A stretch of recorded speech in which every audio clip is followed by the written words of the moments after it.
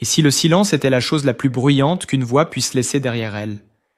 Comment une enfant, qui a fait chanter tout un pays, a-t-elle pu disparaître sans que personne ne la cherche vraiment? Pendant des années, sa voix a résonné partout. Puis un jour, plus rien.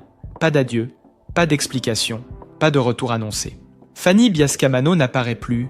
Aucune image récente, aucun micro tendu, aucun souvenir ravivé à la télévision, seulement une absence. Troublante. Et très vite, une évidence s'impose. Cette histoire ne parlera pas d'un succès, ni même d'un déclin.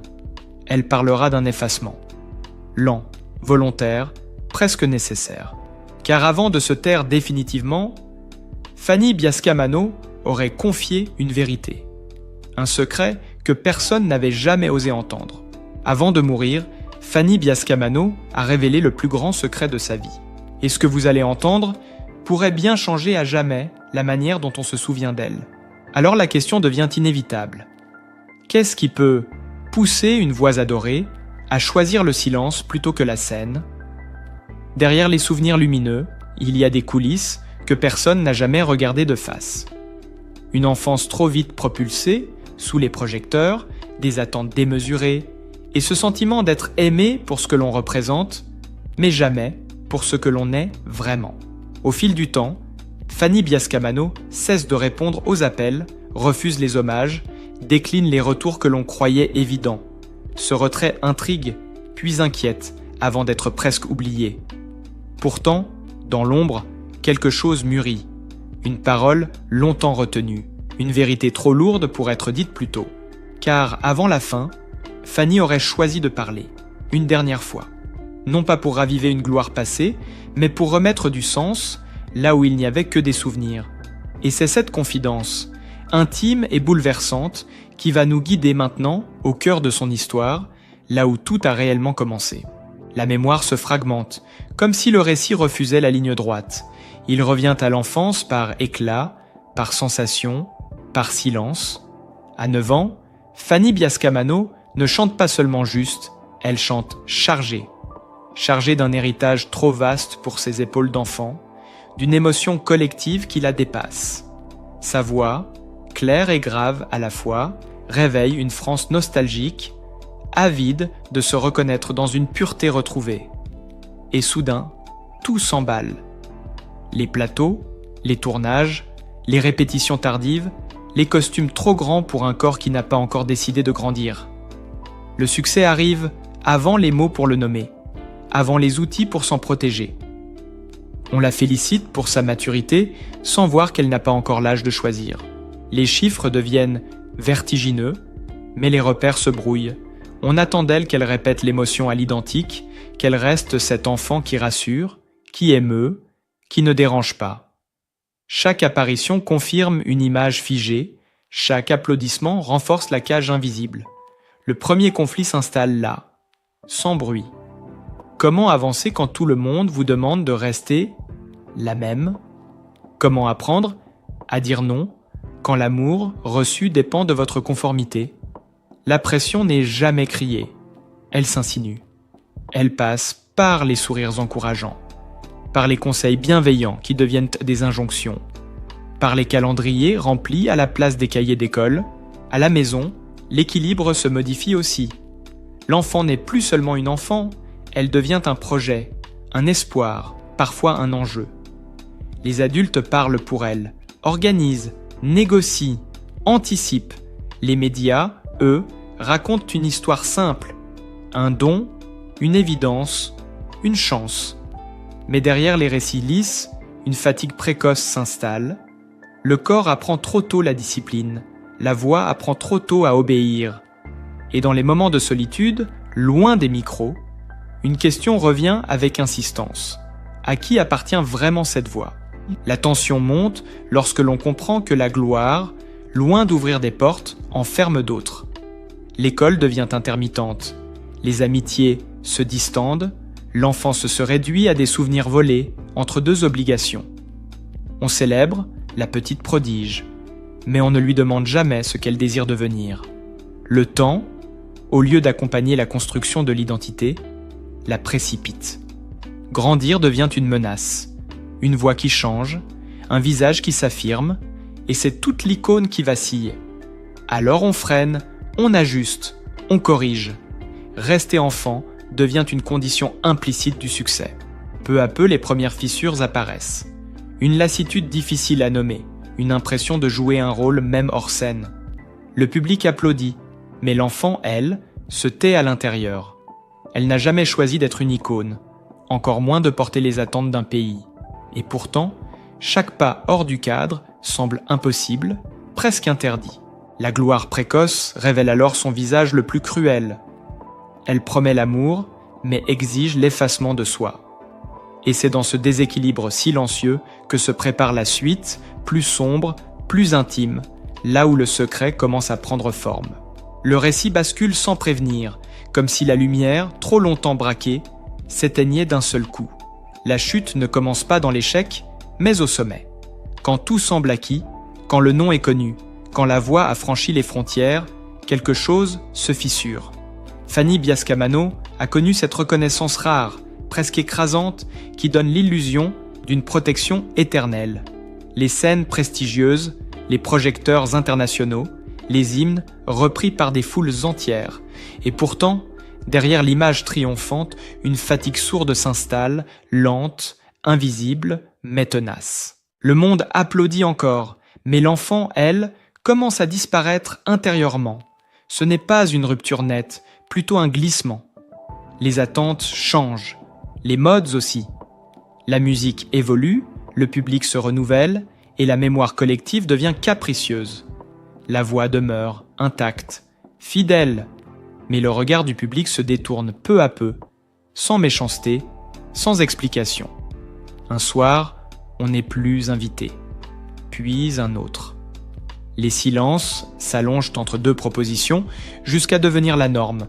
Ce n'est pas une disgrâce spectaculaire, c'est une érosion. Un nouveau conflit surgit alors, plus cruel encore que la pression du succès. Que reste-t-il quand le public n'aime plus qu'un souvenir, pas la personne? On célèbre une époque, une image figée, une enfant éternelle que le temps réel a pourtant dépassée. Chaque tentative de retour se heurte à cette nostalgie implacable. On lui demande de redevenir celle qu'elle était, jamais celle qu'elle est devenue. Grandir, encore une fois, semble interdit. Et cette injonction silencieuse pèse plus lourd que les critiques ouvertes. La solitude s'installe comme une structure. Elle n'est plus ponctuelle, elle devient le décor. Les couloirs se vident, les téléphones sonnent moins. Autour d'elle, le monde continue de tourner, indifférent, pressé. L'oubli commence sans fracas, sans scandale, sans explication officielle. Il n'y a pas de porte qui claque, seulement des portes qui ne s'ouvrent plus. Dans cet espace laissé vacant, les doutes prennent tout à la place. La question de l'identité devient centrale. Suis-je encore quelqu'un sans ce regard qui me définissait? Le récit insiste sur cette période grise, rarement racontée, où l'on ne tombe pas brutalement, mais où l'on glisse hors du cadre. Les repères se brouillent, la reconnaissance passée devient un poids, presque un rappel cruel de ce qui n'est plus. On se souvient de vous, mais on ne vous attend plus. La scène, autrefois refuge et terrain de jeu, devient un souvenir lointain, presque douloureux. Et dans cette distance grandissante, une autre fatigue apparaît, plus profonde. Celle d'avoir tout donné trop tôt, sans avoir eu le temps de se construire en dehors du regard des autres. C'est là que l'enfer après les projecteurs prend toute sa dimension. Il n'est pas fait de scandale, ou de chute spectaculaire, mais d'un lent effacement, d'une lutte intérieure pour exister autrement que comme une archive vivante. La solitude n'est plus seulement affective, elle est existentielle. Elle interroge le sens même de ce qui a été vécu. Était-ce une chance, un destin, ou une dépossession, déguisée en succès? Le récit ne répond pas encore. Il laisse cette question suspendue, lourde, annonçant que derrière ce silence prolongé, quelque chose se prépare, quelque chose qui n'a jamais été dit, et qui pourtant a façonné toute une vie. Le point de bascule n'arrive pas sous les huées ni dans l'indifférence d'un plateau désert. Il surgit dans un moment beaucoup plus silencieux, presque banal, quand tout s'éclaire soudain avec une brutalité insupportable. Fanny Biascamano comprend alors qu'elle n'est plus attendue comme une artiste vivante, mais convoquée comme un souvenir, non pas pour ce qu'elle pourrait encore dire, créer, transmettre, mais pour ce qu'elle a été, figée dans un âge, dans une voix d'enfant, devenue relique. Cette prise de conscience n'est pas progressive. Elle frappe comme une évidence tardive, irréversible. Elle réalise qu'elle n'existe plus que comme une archive, une image que l'on ressort à date fixe, un extrait sonore que l'on diffuse pour raviver une émotion passée, jamais pour en créer une nouvelle. On ne lui demande pas de renaître, mais de rejouer. Pas d'inventer, mais de répéter. Et dans ce décalage cruel, quelque chose se brise définitivement. La célébrité n'est plus un rêve perdu, ni une promesse trahie. Elle devient une identité impossible à porter, un costume trop étroit qui empêche de respirer. Cette lucidité agit comme un choc intérieur. Continuer ainsi serait se trahir. Accepter ces invitations nostalgiques, ces hommages figés, reviendrait à renoncer à toute forme d'existence authentique. Le récit insiste sur ce moment précis, rarement raconté chez ceux qui ont connu la gloire trop tôt. L'instant où l'on comprend que le problème n'est pas l'oubli, mais l'enfermement dans le souvenir. Être rappelé sans cesse à ce que l'on n'est plus, sans jamais être autorisé à devenir autre chose. La violence véritable se révèle alors. Elle n'a jamais été la chute médiatique, ni la disparition des projecteurs. Elle réside dans cette impossibilité de renaître sous son propre nom. Chaque tentative de reconstruction est aussitôt ramenée en arrière, comparée, évaluée à l'aune d'un passé idéalisé.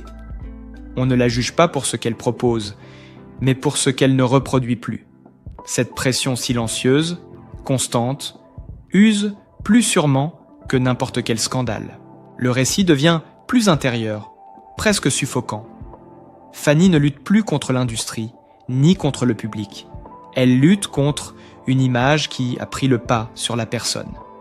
Le regard extérieur s'est installé à l'intérieur d'elle-même, comme une voix qui murmure que tout est déjà terminé, que le meilleur est derrière, que le présent n'a plus de légitimité.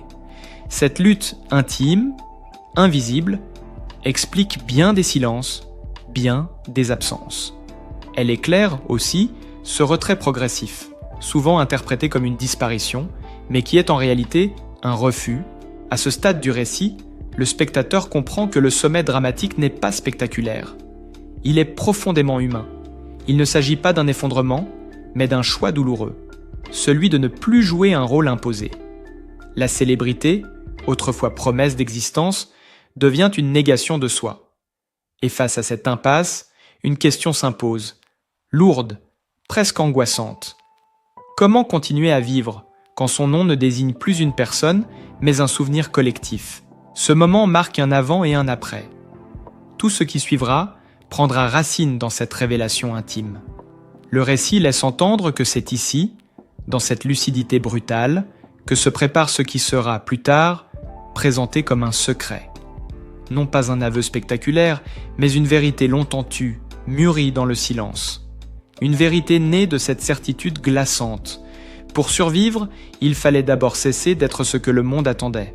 Après l'explosion intérieure, le récit ralentit presque brutalement, comme si le monde lui-même retenait son souffle.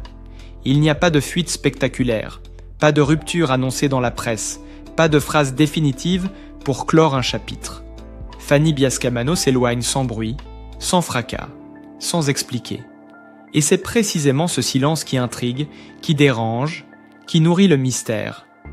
Là où d'autres auraient cherché la revanche ou la reconquête, elle choisit l'effacement. Non pas comme une capitulation, mais comme une stratégie de survie. Le récit insiste sur ce glissement presque imperceptible. Les invitations cessent d'être honorées, les sollicitations restent sans réponse. Les archives continuent de circuler, mais la personne, elle, disparaît du champ. Aucun scandale ne vient justifier cette absence, aucun conflit public ne permet de la raconter simplement. Ce retrait volontaire échappe aux catégories habituelles du succès et de l'échec. Il n'est ni une chute, ni une renaissance médiatique, il est un refus. Refus de continuer à être regardé sans être vu. Dans ce silence, un autre langage apparaît. Loin des micros et des projecteurs, Fanny investit des territoires que personne n'attendait d'elle. La cuisine, d'abord, avec sa rigueur, sa créativité discrète, son rapport concret au temps et aux gestes. Puis, l'écriture, plus intime, plus lente, débarrassée du regard immédiat du public. Ses choix ne sont pas anecdotiques. Ils racontent une volonté profonde de redevenir actrice de sa propre vie, de produire quelque chose qui n'appartient qu'à elle, sans être comparée à une version antérieure figée dans la mémoire collective. Le silence devient alors un refuge, non pas un vide, mais un espace protégé. Là où la parole publique avait fini par l'étouffer, l'anonymat lui permet enfin de respirer. Le récit souligne cette inversion troublante. Plus elle disparaît aux yeux du public, plus elle se réapproprie son existence. Chaque jour sans reconnaissance devient un jour gagné sur l'angoisse d'être ramenée à ce qu'elle n'est plus. Chaque pas hors du champ médiatique est une victoire silencieuse contre l'identité imposée. Mais cette reconstruction n'est pas sans tension. Une question sourde traverse tout ce passage du récit, sans jamais être formulée frontalement. Faut-il disparaître pour rester en vie ? Est-il nécessaire de renoncer à son nom public pour sauver la personne privée ? Cette interrogation, universelle, donne au parcours de Fanny une dimension presque philosophique. Son retrait n'est pas une négation de ce qu'elle a été, mais une tentative de ne pas y être réduite pour toujours. Le public, lui, ne voit plus rien. Les années passent, les hommages deviennent plus espacés, plus flous. Le souvenir se fige, tandis que la femme, enfin, recommence à bouger. Le contraste est saisissant. Là où l'imaginaire collectif parle d'oubli, le récit révèle une lente reconquête. Là où certains évoquent une disparition, il s'agit en réalité d'une réapparition intérieure. Fanny cesse d'exister pour les autres afin de recommencer à exister pour elle-même. Cette phase de retrait prépare silencieusement la suite. Elle n'est ni un épilogue, ni une parenthèse, elle est le socle sur lequel va pouvoir émerger, bien plus tard, cette parole ultime, ce secret longtemps gardé. Le spectateur comprend alors que rien n'est laissé au hasard. Le silence n'est pas une absence de sens, il est une maturation. Et au cœur de ce calme apparent, une vérité se construit lentement, prête à être révélée seulement quand elle ne fera plus de bruit inutile. La fin n'a rien de spectaculaire, et c'est précisément ce qui la rend bouleversante. Elle ne s'accompagne ni d'un retour sur scène, ni d'un ultime éclat destiné à rappeler au monde ce qu'il a déjà oublié. Elle se déploie dans la retenue, dans une forme de douceur grave, presque silencieuse, comme la conclusion naturelle d'une vie qui aura longtemps été trop exposée. Fanny Biascamano ne quitte pas ce monde dans le fracas d'une révélation scandaleuse, mais dans la clarté d'une vérité enfin assumée. Ce qu'elle laisse derrière elle n'est pas un simple souvenir musical. C'est une époque entière, celle où une voix d'enfant pouvait porter, à elle seule, l'émotion collective d'un pays. Une voix devenue repère, refuge, parfois même consolation, pour des millions de personnes qui n'ont jamais imaginé le poids que cela représentait pour celles qui la portaient. Car derrière la mémoire collective, il y avait une existence singulière, fragile, souvent en décalage avec l'image figée que le public conservait. La vérité qu'elle finit par révéler n'accuse personne directement. Elle ne règle pas de compte, elle dérange autrement. Elle met en lumière un mécanisme discret mais implacable. Le succès précoce peut confisquer une vie entière lorsqu'il n'est pas accompagné, protégé, expliqué. Lorsqu'il arrive trop tôt, il ne laisse pas le temps de se construire en dehors du regard des autres. Il enferme avant même que l'on ait appris à se définir soi-même. Le récit prend alors une dimension universelle. On peut être aimé trop tôt avant d'avoir compris qui l'on est. On peut être applaudi sans être entendu. Et l'on peut, paradoxalement, être oublié non pas parce que l'on n'a rien donné, mais parce que l'on a tout donné d'un seul coup. Cette violence-là ne fait pas de bruit, elle ne laisse pas de traces visibles. Elle agit lentement, en profondeur, jusqu'à obliger à un choix radical, continuer à exister pour les autres, ou disparaître pour se sauver. Ce qui frappe dans le parcours de Fanny, ce n'est pas la chute, ni même l'oubli progressif. C'est la manière dont elle a refusé de crier. Elle n'a pas cherché à dénoncer bruyamment, ni à reconquérir une place perdue.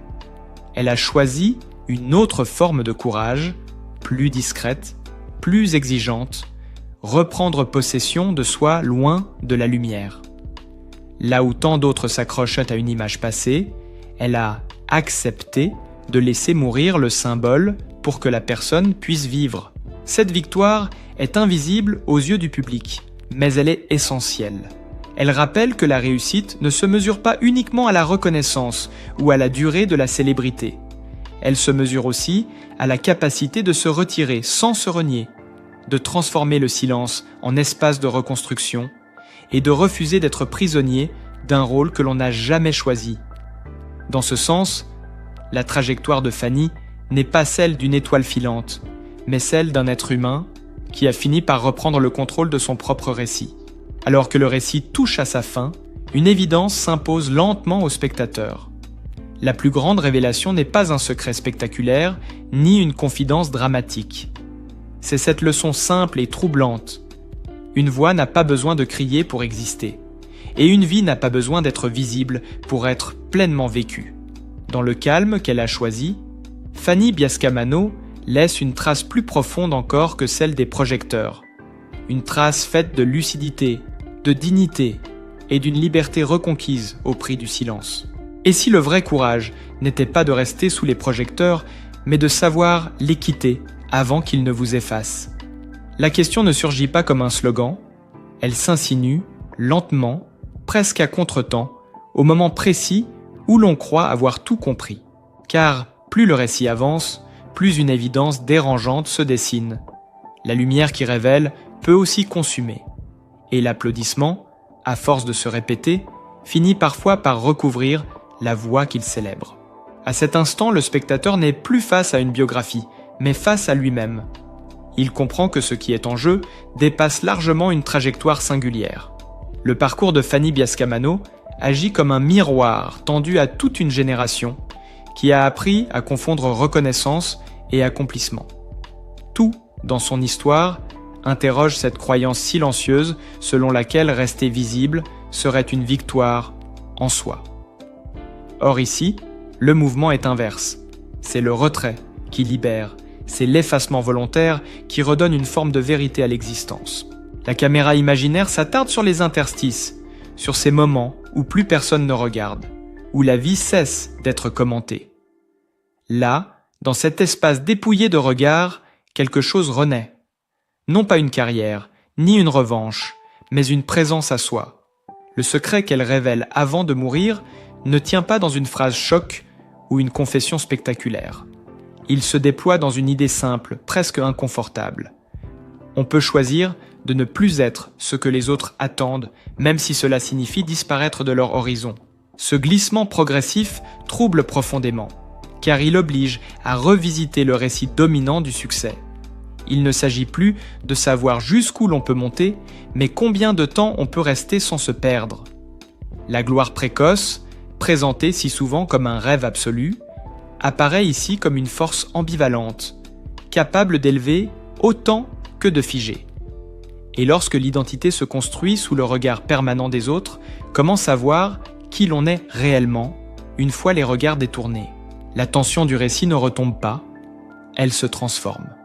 Elle devient intérieure, presque philosophique. Le spectateur sent que la question finale n'attend pas de réponse immédiate. Elle demande du temps, du silence, peut-être même un inconfort salutaire. Chacun est renvoyé à ses propres choix, à ses propres projecteurs, visibles ou invisibles, ceux du travail, de la famille, du regard social, de l'image que l'on entretient, parfois au détriment de ce que l'on ressent. Ce que suggère cette histoire, sans jamais l'imposer, c'est que quitter la lumière n'est pas toujours une fuite. Cela peut être un acte de lucidité, une manière de reprendre la main avant que le récit ne se referme sur une version figée de soi. Il n'y a ni héroïsme tapageur, ni tragédie démonstrative, seulement une invitation à reconsidérer ce que l'on appelle courage. Non pas celui qui s'exhibe, mais celui qui accepte de se taire pour continuer à exister autrement. Et alors que les mots s'espacent, que la voix off ralentit, une dernière sensation s'installe, celle d'avoir été conduit jusqu'au bord d'une réflexion intime, sans jamais être poussé. La question reste suspendue, volontairement ouverte, comme une respiration prolongée après la dernière note. Et si le véritable acte de force, au fond, n'était pas de durer sous la lumière, mais de choisir le moment exact où l'on s'en détourne pour ne pas disparaître avec elle. Et lorsque le silence retombe enfin, il ne reste plus ni projecteur, ni applaudissements, ni chiffres à commenter. Il reste une voix intérieure, plus discrète, mais infiniment plus juste. Celle qui murmure que certaines existences ne se mesurent d'être pas à leur durée sous la lumière, mais à la fidélité qu'elles ont su garder envers elles-mêmes.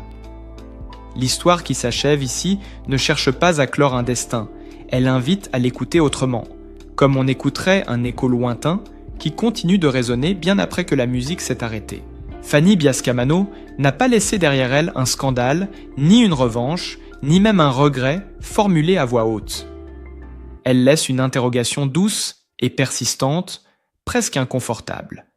Que devient-on lorsque l'on cesse d'être ce que les autres attendent? Dans un monde où tout pousse à rester visible, à se montrer, à prouver sans cesse sa valeur, son parcours rappelle que se retirer peut aussi être un acte de courage. Non pas un renoncement, mais une reconquête. Celle de son temps, de son souffle, de son identité. Ce récit nous apprend que le succès précoce peut être un cadeau fragile, parfois trop lourd à porter sans protection. Il montre aussi que l'oubli, souvent vécu comme une injustice, peut devenir un refuge, un espace de reconstruction invisible. On peut être aimé trop tôt, applaudi trop fort, puis laissé dans le silence. Et pourtant, trouver, loin de tout cela, une forme de paix que la gloire n'avait jamais offerte. Au fond, la véritable transmission de cette histoire n'est ni une chanson, ni un souvenir figé dans la nostalgie. C'est une leçon de vie simple et profonde. Il est permis de choisir sa sortie, de refuser le récit imposé et de reprendre possession de soi